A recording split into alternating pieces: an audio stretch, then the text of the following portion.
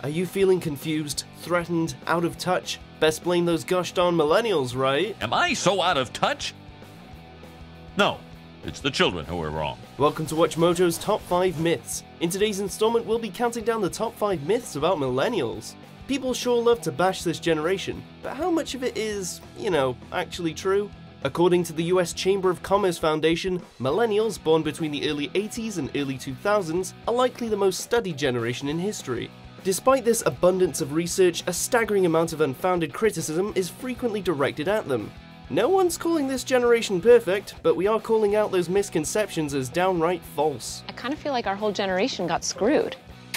Myth number 5, you can generalize about them.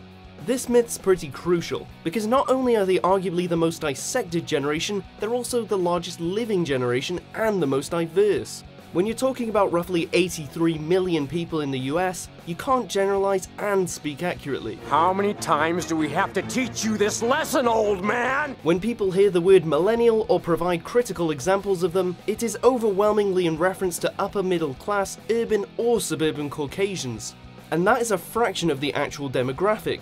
In 2015, 44.2% of millennials were minorities. As of 2013, 22% of millennial women were living below the poverty line. They are culturally, religiously, ethically, and socio-economically diverse. Millennials. They'll appreciate me. Millennia, this is perfect for a sketch show about ladies who work at Jennifer Convertibles. Myth number 4, they're promiscuous and disinterested in marriage. The Tinder generation, hookup culture, sex obsessed. There are plenty of buzzwords and expressions that parents throw at this generation to chastise them for their lack of chastity. It's kinda like intergenerational slut shaming. While this generation might be more comfortable talking about sex and more open to unconventional approaches to sexuality and relationships, they aren't actually more promiscuous. According to a study by San Diego State University, both the baby boomers and Generation X on average, based on sexual patterns, have more sexual partners than millennials. I hope they're using protection. But what about marriage? While marriage rates are on the decline, millennials aren't serial bachelors.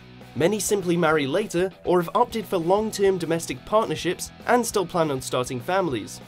Myth number 3, the sense of entitlement. Freaking millennials and your damn entitlement. In 2013, Time magazine ran a story entitled The Me, Me, Me Generation. In 2015, David French wrote, "A note to entitled millennials in the workplace, give humility a try. They've been called willfully unemployed and insistent on working from home. It's popular to accuse millennials of demanding that which they have not earned." Wait, I got passed over for a promotion again? What do I have to do? I've been here 8 weeks. But according to Pew Research, millennials entered the workforce during the worst recession in decades. As for working at home, PwC found that 64% of millennials like having the opportunity to work from home.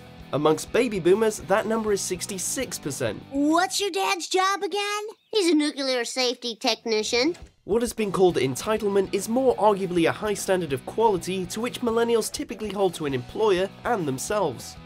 Myth number 2, they share everything online. Comments, likes, tweets, memes, and whatever the hell else they do to each other nowadays. Millennials are often described as antisocial due to the fact that they are so very connected to their technology, especially when it comes to communication. I mean, I am a millennial. That is what we do. But according to studies conducted by Mattersight and Weber-Shandwick, direct personal contact when communicating with co-workers is still a top priority for this demographic.